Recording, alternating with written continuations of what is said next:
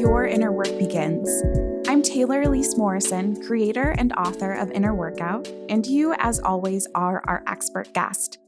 Thanks for being here today.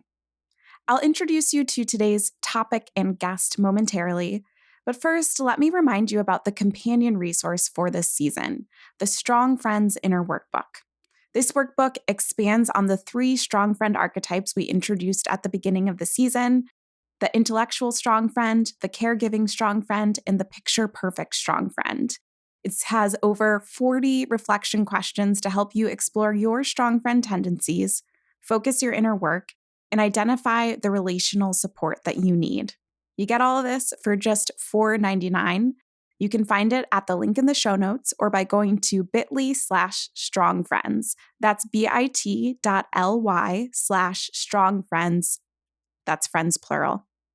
So in this season, we've been exploring the skills that strong friends need to build and some of the behaviors that they exhibit.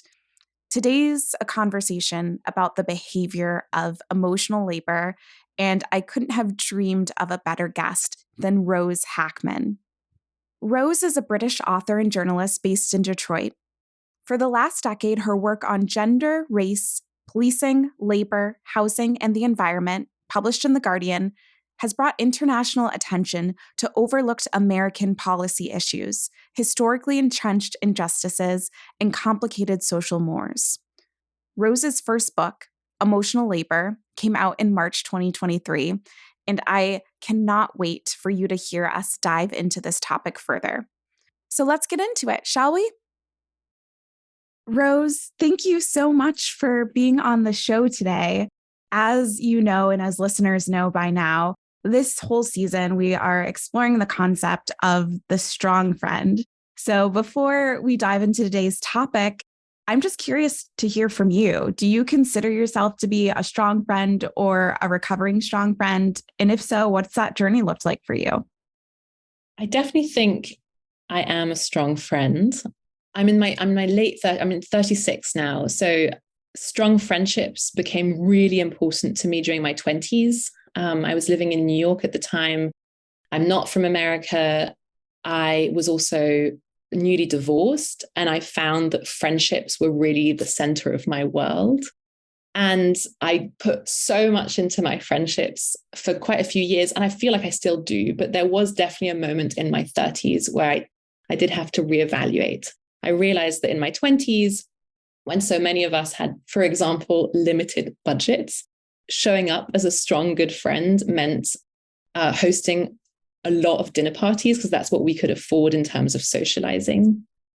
And I ended up being someone who was a convener and also a connector, and then also maybe a carrier of emotions, of other people's emotions. And that was very fulfilling to me and very, honestly, kind of a wonderful gift. But then, of course, with the years, you start to think, which of those relationships where people are just showing up and taking, and which of those relationships where it's a kind of a virtuous cycle. I do think a lot of those relationships ended up being virtuous cycles. Some of them probably needed a bit of course correction. So I am definitely a strong friend. I pride myself in showing up, especially to my girlfriends, but I also have a lot of male friends. But to a certain degree, I'm a recovering strong friend too. And that's so interesting because when we talk about strong friends here, and this is not the first time that this has happened, where there's it feels good to be a strong friend when we're yeah, I have these strong, meaningful relationships. And also there can be barriers in only projecting strength in relationships, only being the person, like you said, and the listeners can't see, but when you're talking about being kind of the convener and holding people's emotions, and that can be dangerous when we are only the holders and we don't also have people to hold us. But it sounds like that has really balanced out for you, and you're in this place where you can give and you can receive. And I love that imagery of a virtuous cycle. We need more of that in our relationships. And sometimes it's us getting in the way of having a virtuous cycle, and sometimes it's needing to set some new expectations with the people in our life. Which kind of gets us into what I am so excited to talk about with you today. So throughout this season, we're exploring some of the behaviors or tendencies that strong friends have, and also skills that they can build as alternatives. And one of the behaviors that I've identified for strong friends is that we tend to do a lot of emotional labor. I know some people might be new to that term. So can you just ground us in what emotional labor is and what it means? Yes. So emotional labor is the formal definition. It's the editing work of emotions you will do on yourself in order to have an effect on the emotions of someone else. So it's a smile that you will provide to a person, to a group, regardless of whether you're feeling good inside, in order to make them feel good inside. So it's the literal putting of emotions, of your emotions, beneath the emotions of other people. You're really serving the experiences and emotions of other people. In our society, this is actually a form of work that tends to be highly invisible. It's often feminized, sometimes racialized if there's an interracial dynamic. It's also highly devalued, in spite of the fact that I think, and I argue in the book, Emotional Labor, it's one of the most essential forms of work out there. It's essential to the way in which our communities, our friendships, our families, our economy functions. So that's the formal definition. But in friendships, what emotional labor is probably going to look like, it's basically informal therapy and all of the work of showing up emotionally and sometimes physically for other people. And that can be a beautiful thing if it's mutual, and it can be an exhausting thing if it's only expected of one party, because often when it's only expected of one party, there's a way in which this works where, because of its invisibility and its devaluing and its feminization, etc., is we expect someone to infinitely provide emotional labor to someone else. There's this expectation that that's just who that person is. That person's altruistic, and that person is just, the go-to person, the mother of the group. And that's not true. It's a real form of work, that necessitates time, effort, and skill to be performed. It's something that can be quite taxing. There's so much of what you just said that I'm excited to tap into further. The place that I want to start is, as you were sharing the definition, you were saying it tends to be feminized, it can be racialized, it's often invisible. And one of the questions that we ask as a company on this podcast is it the self or is it the system? Because when we're having conversations about personal development and self-care and well-being, as a Black woman, a lot of what I've seen is essentially bootstraps mentality, but for personal development. And you should just be able to change your thoughts, not acknowledging no, people do actually treat me differently because I'm a woman, because I'm a Black woman. And that's something I'm hyper aware of as we're entering into these conversations. So when we're looking at this idea of emotional labor, I'd love to tease out what parts are maybe responses to systemic realities because of the identities we hold, and what parts might tend to be more self-inflicted. And that's a big question. So feel free to take it where it leads and we can keep going from there. I think that's a wonderful question. I think it's actually the heart of the question. Especially in America, we live, which is where I've been living for the last 12 years in spite of my accent. We live in a world where we're told that we should be the change that we want. We're told that bootstrap mentality that you're talking about. We're given individual solutions to issues that we're facing. We're told to lean in more if we have a problem at work. I think it's so important to say that this is on two levels, but we first need to address the systemic level. Because if we don't address the systemic level, we're actually not properly understanding what's going on. So why do I say it's feminized?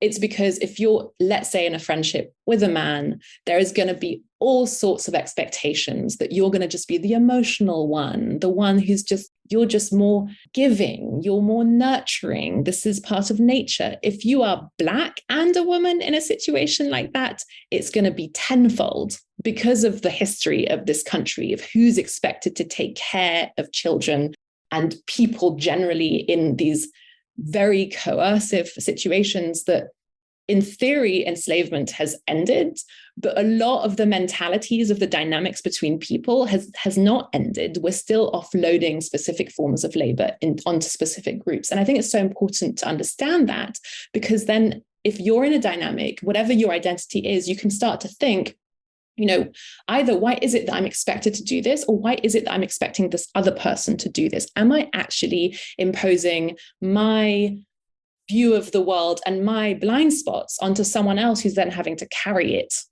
for my benefit, and often without complaining? So I think thinking about this systemically is crucial. And then, of course, you can start asking yourself, okay, so, what am I doing within this sphere? And, a lot of the women, especially that I interviewed for the book, identified as pleasers, for lack of a better term, that's, yeah. And a lot of them said, that's just how I am. I'm a people pleaser. I like to please people.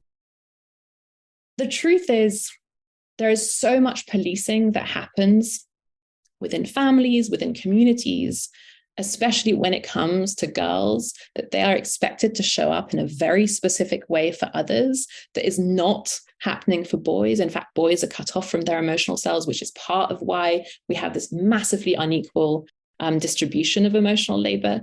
There's so much cultural conditioning. It's very hard to actually, in all honesty, say, oh, this is just how someone is, because actually they've been trained to do it. If you are a woman and you come from even a tiny bit of a traditional family, you've been taught chronically to be thinking of others first. Within friendships, let's say with another woman, personality probably is going to start teasing out. And I think, that's where maybe, some women will identify more with the feminine tropes and some women less. And I think then it becomes interesting to think about the dynamics that are going on and maybe even start a conversation to create change. Thank you. You answered a really big question with so much precision, really. And I think that was really helpful just in terms of questions that we can be asking ourselves, like, why am I expecting other people to do this? Why am I expecting myself to do this? Because that gets at the larger systems. And when we feel like this is just us, this is just our personality, something that made me think of is, I don't know if you're familiar with the Enneagram. It's like a personality assessment. And the 2 is the helper. I was first introduced to the Enneagram when I was in the church. I no longer identify as a Christian, but that was when I was first introduced to it. And I remember being told even then that an outsized number of women initially would think that they were Enneagram 2s because there's so much messaging in the church about how women are supposed to be helpers. Literally, I was taught that like Eve was the helper to Adam. And that's just a clear example of the conditioning. And even as I've gone on my own journey, I'll still notice moments where I'm like, I'm expecting myself to pretend like I don't have a need here and please this other person, put this other person first. And I guess I'm curious, there's 2 questions that are coming up for me. One is that I don't want to villainize emotional labor because, as you said from the beginning, this is the most essential labor. So how can we value this labor? I think it's not just about us not doing unnecessary emotional labor, but also how can we value this as labor? 100%. So in order to value it, first we need to see it, right? And it's so insidious. We have so accepted the way in which emotional labor is just provided by certain groups for the benefit of other groups constantly, that's the first step. We need to be like, oh, wait, what's happening here? Okay, I'm catering to these people, to this person's feelings chronically, and this is a form of work. So we need to see it, and then we need to understand it is valuable. So because we live in a patriarchy, we think that rationality is masculine, emotionality is feminine, rationality and competitiveness should be valued, and emotionality is kind of, close to being hysterical and should definitely be, kept under lock. First of all, hysterical hysteria obviously is a total fake diagnosis pushed by very sexist Freud. And second of all, actually, emotionality is something that is not gendered. It's human, just like rationality is not gendered, it's human. We all have rational abilities. We all have emotional abilities.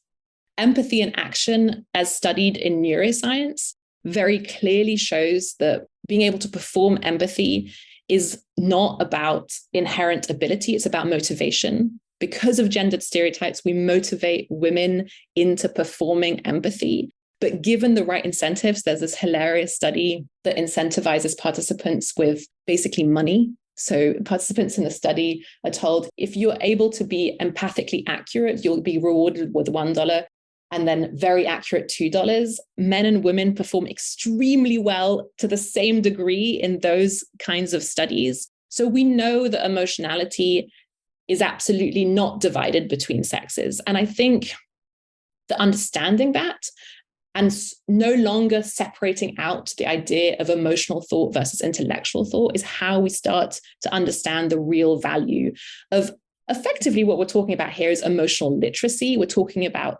emotionality is actually not being dysregulated. It's actually about having emotional inner literacy, understanding what that means, translating it to the exterior and connecting to other people's emotional realities, holding yourself accountable in the emotional network. Being in touch with your emotions actually makes you far more regulated than when you're not in touch with your emotions. You know, we're very, very used to often masculine tantrums, tempers, anger, outbursts. Those, from a clinical psychology perspective, are expressions of emotions that have not been filtered, have not gone through that emotional labor moment. So, you know, how do we value it? We need to see it. We need to understand it as just as a human attribute to be extraordinarily valuable. And then we need to ideally share it. You know, we can't just be telling one group that it's your job to be doing this. And just quick parentheses, this is not really friendship-based, but there's been all of this conversation about AI and automation the last few years, the few months, especially with ChatGPT, not just showing that automation was coming for physical jobs, but also for intellectual and creative jobs. ChatGPT can write an article for a newspaper, you know, an essay for school, a poem in a creative way. Emotional labor cannot be automated. The connection between one human being and another human being is not something that a robot can do. And fundamentally, that work of connecting us to each other is how we survive as human beings. Sense of belonging and meaning and connection has been shown to be as important to human beings as shelter and food. Wow, so many good things that you just shared in that. And something that I want to pull out is that this is a skill. We talk a lot about skill building, and this is a whole other conversation. I just think of like what I wish was actually taught in school. And I'm starting to see it more. I volunteer with a nonprofit that does a lot around social emotional learning. And they talk about exactly what you're saying. Like, it is important for us to understand how to name our emotions, be present with them, and connect to other people in their emotional reality, to use your words. So I think there's a lot that we can do to start noticing where emotional labor is happening, how we're doing it, and maybe for some of us, cultivating some skills so that we can be doing that more intentionally and effectively when we want to be doing the emotional labor. Because again, this isn't about no one doing emotional labor, like you said. It's just as important as food and shelter. But I think there's a lot more room for us to be making a choice to do that emotional labor rather than doing it out of obligation. Totally. I think seeing it is not just in terms of seeing other people doing it. It's also about noticing you doing it. And I think one of the problems so far culturally is that, well, academically, emotional labor has been studied. Culturally, we only really think of it as a fixed trait. So we think of, even when you think of emotional intelligence in the workplace, that's effectively described as a fixed trait. But actually, emotional labor, i.e. emotional intelligence in action, is not something that you just passively have. It's something that needs to be deployed. It's something, in order for it to be effective, you need to be practicing it. So that just goes back to what you're saying about a skill set. Yes, it's a skill, and I always say it takes time, effort, and skill to be performed, because once you start thinking of it as something that is active as opposed to passive, I think you can much more connect to the way in which it's happening in very real ways. I guess to shift the conversation slightly, yes, if we want to, and you said it takes time, effort, and skill for us to deploy. And I love that word deploy. Like, it is very intentional. We are choosing, I'm picturing like shooting my emotional labor into the ether. Sometimes once we start getting more intentional and start choosing, we realize I actually don't want to be doing emotional labor in this space. What are some shifts that we can make to pull back from doing emotional labor that we don't want to be doing anymore? Right. I think positive emotional labor is emotional labor in a situation where ideally it's either for part of an exchange or it's part of an open-ended mutuality. I think what's really important is to think of which situations is that where emotional labor is happening in that way, and which situations are situations where effectively your emotional labor is just being extracted from you just because other people expect you effectively to make them feel comfortable. And I think sometimes it can be a revolutionary thing to say no, or to actually put your needs first, or to just disengage from that situation. And, the number one obstacle really is ourselves. I think for those of us who've been socialized to be people pleasers, who've been socialized to actively be kind and thoughtful and preemptively thoughtful, it can be very hard to allow ourselves to not do it. But fundamentally, no one deserves your emotional labor just by virtue of you being a woman or a Black woman or a woman in church or a wife. That's the first obstacle. I want to be honest that the second obstacle is getting over other people pretending to not see it, when actually I think far more people are aware that they're extracting this form of emotional labor, often in unequal ways, than they would like to admit. There's this wonderful term I'm sure you're very familiar with, weaponized incompetence. Yes. If you stop being preemptively thoughtful, kind, catering to other people's well-being in whatever the situation is, those people, that person is going to notice immediately.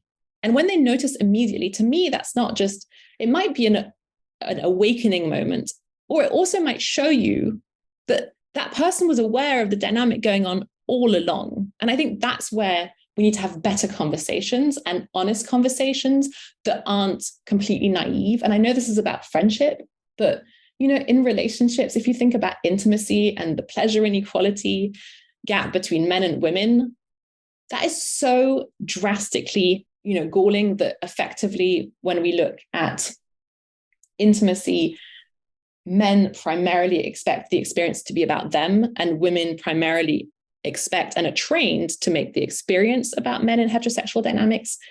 It's like that is constantly being performed. So why are we then so surprised when we actually start talking about emotional labor inequality and the way in which things need to be addressed? And why are you so surprised when I'm pointing something out that has been going on all along? I feel like there's a lot of gaslighting on an individual level and a systemic level when you start talking about this form of inequality. Yeah, there's a lot there.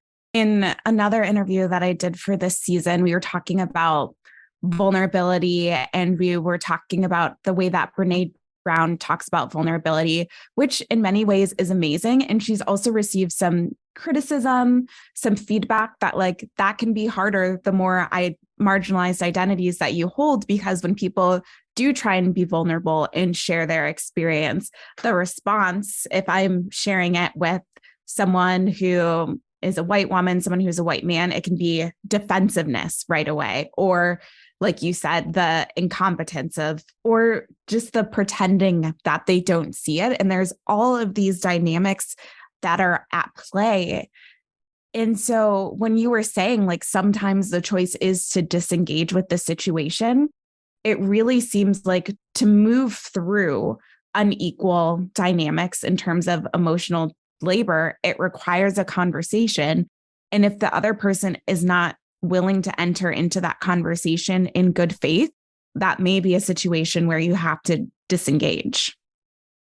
100%. And I think, one of the most exciting to me parts of emotional labor is it's actually potentially a tool, a form of work that can lead to a lot of healing and correcting of inequalities if the people who have previously expected emotional labor to be done for them primarily start doing the emotional labor primarily in a situation, for example, between a Black woman and a white woman. It's actually on the white woman to be doing more of the emotional labor precisely because of the historical inequality. And if you actually get enough people to do that, or, in a situation, a heterosexual dynamic between a man and a woman, same, if a man is able to take on the responsibility of emotional labor, not entirely, but in a way that is going to try and center the woman the way the woman has been constantly centering the man, there's a lot of opportunity there for a really good, path forward. One of the things that I have, fills me with hope the most is I really do fundamentally believe that we are all capable of growth. We are all capable, if we are open to evolving as human beings. The whole, you can't teach an old dog new tricks. I don't think that's proven. And, they talk about neuroscience, they talk about neuroplasticity. Our brain is constantly malleable, plastic. We can constantly get it to evolve past who we were yesterday. And to quote the formidable Bell Hooks, love is not a passive thing. Again, we're talking about passive versus active. Love is constant actions. And when you think about love as action, you're forced to hold yourself accountable for the way in which you're showing up. And that includes the way in which you're providing or expecting emotional labor. Yes. And I love a bell hooks moment too. If we had to choose one theme from this, I'm hearing this theme of intention and action.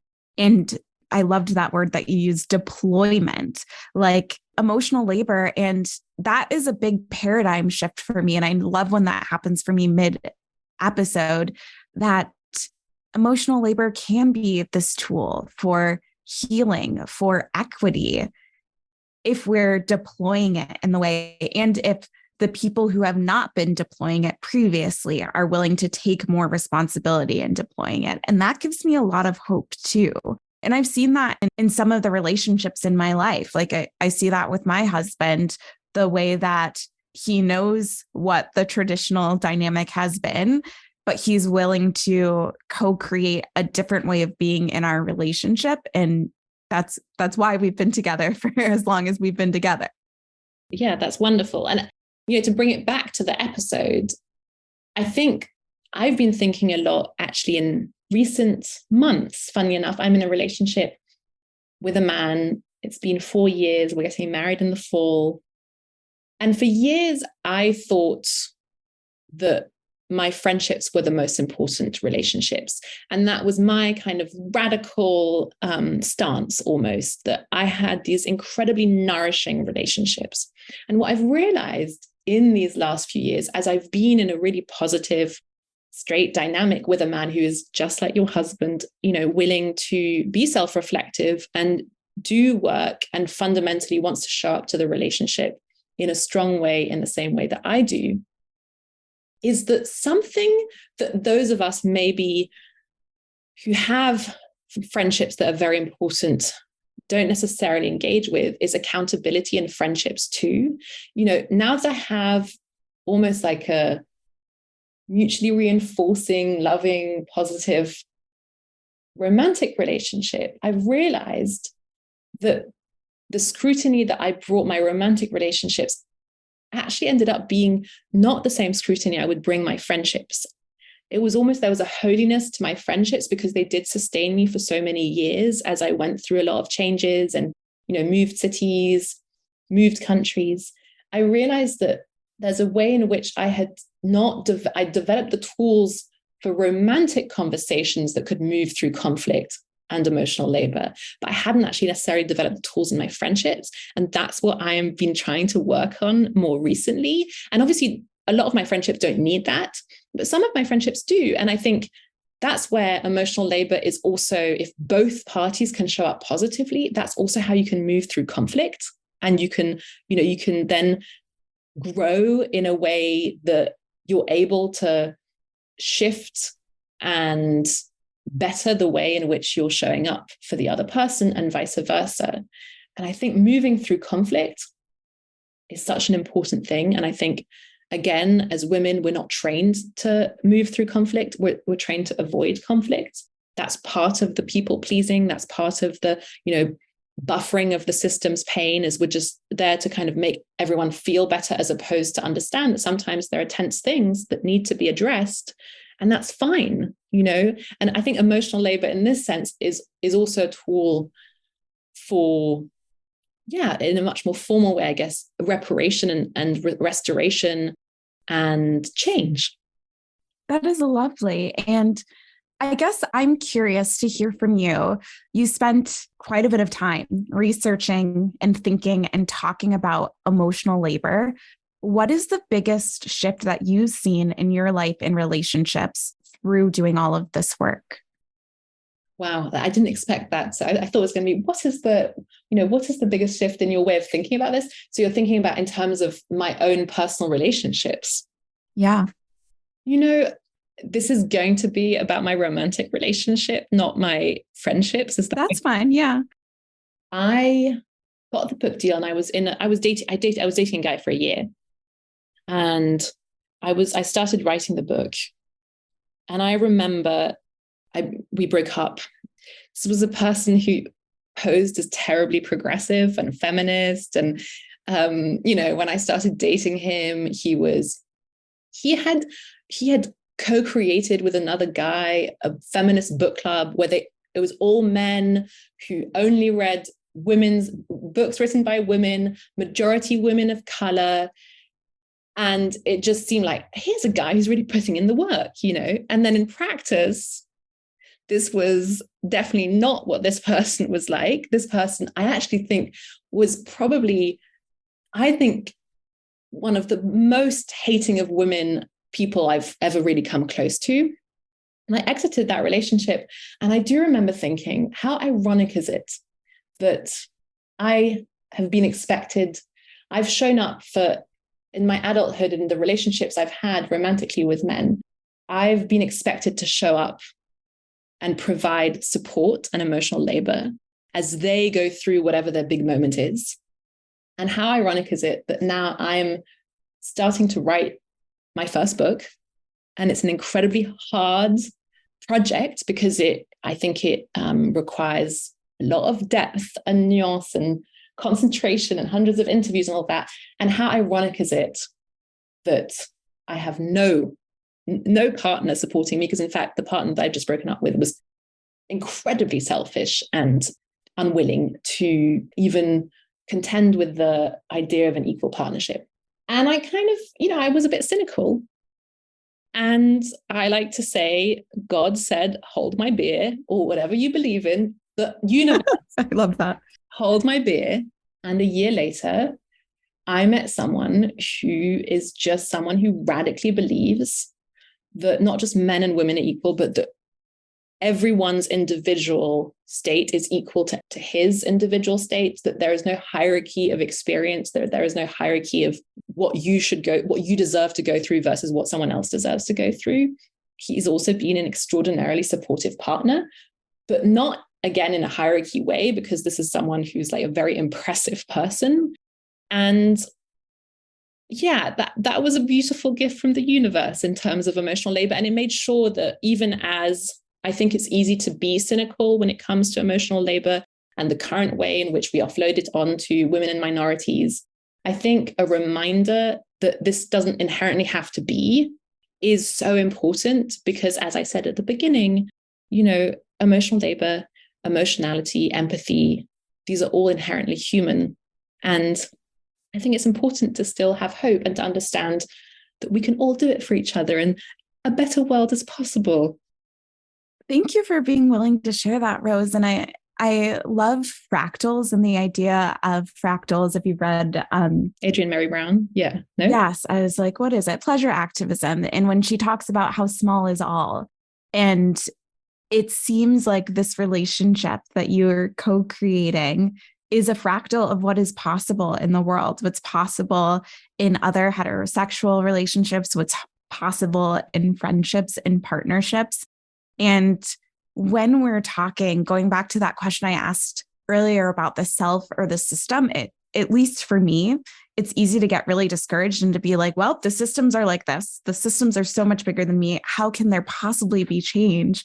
But then hearing your story, knowing my experiences, some of the experiences I've had with friends, it's like a better world is possible. And I won't fully say it starts with these individual relationships, but I do think that these fractals can add up to really massive impact. Definitely. The same way that an unequal relationship, whether it's a friendship or a romantic partnership, same way that a negative one can be very depleting, a positive one can really be very, how to put it? Yeah, it can be buoying, it can help you move up and think bigger. And I'm also thrilled that you're saying that at the same time, of course, we can't not think of the system because we can't not, sadly, Yeah. Well, I guess to wind us down, I have one more question for you. If you could offer one piece of advice to strong friends, especially the strong friends who tend to take on more than their fair share of emotional labor, what advice would you offer them? I think it goes back to what you so kindly pushed us in the direction of in terms of not just seeing it in others and recognizing its value in others, but seeing it in yourself and recognizing the value in yourself. I think that doing that connects, certainly with me, I think it can connect you to your true value and inner power. And I think, again, as women, we're not taught to be proud of our power in the same way that men are. And I think that for all of us, men and women, connecting to the immense value that you bring through emotional labor connects you to your power. And then once you're connected to that, I think it helps you understand that you don't owe it to everyone just gratuitously, that you get to pick and choose how you deploy it. So yeah, women are dangerous and powerful. And I think emotional labor is, we see emotions as almost the signal of weakness. And actually, it's quite the opposite. What a lovely note to end us on, Rose. I know we barely scratched the surface of all of the work, the labor, the emotional labor that you put in around your book, Emotional Labor. So, where can people connect with you and where can people learn more about emotional labor? So, thank you. Emotional Labor, the book is available everywhere good books are sold. I think the website is emotionallabor.book.com. I am on Instagram and TikTok at Rosiebug, 2 E's and 2 G's. I just got on TikTok a couple of months ago. It's actually been kind of wonderful. There's a whole community of people who have a lot to say in really brilliant, radical ways. So it's just been wonderful. Actually, I was very surprised at how much I enjoyed it. I'm on Twitter, Rose Hackman. I'm out there. I have my social media moments and then I go into my cave and hide because I'm a bit of an introvert, really. But it's been wonderful the last few weeks, couple of months, starting to connect with readers who care about what I really, really care about. And as you say, dedicated quite a few years of my life researching and writing. Well, we will link to all of those in the show notes. And you're a woman after my own heart because I definitely have my ebbs and flows with social media. But I'm so excited that we got to connect here. And I'm sure that listeners will want to connect with you further. Thank you so much, Rose. Thank you so much for having me. It's been such a wonderful conversation. I've got to admit, I came into this conversation with some biases around emotional labor that I wasn't fully aware of. I felt like emotional labor was a bad thing that I should stop doing. And where I've landed after my conversation with Rose is that emotional labor is incredibly valuable. I loved that piece that she said that it can't be automated. So instead of me feeling like I need to stop doing emotional labor, I want to start valuing it in myself and in others and be a little bit more choosy about who I choose to deploy that labor with. Friendly reminder that if you want to get even more out of this podcast season, make sure you grab the Strong Friends Inner Workbook at the link in the show notes. And if you loved this episode, please tell someone. That's what helps this podcast grow. And if you're feeling extra generous today, we'd appreciate you taking the time to rate and review the show on Apple Podcasts. Even if you don't listen on Apple Podcasts, it makes a difference and it helps us get more amazing, insightful guests like Rose.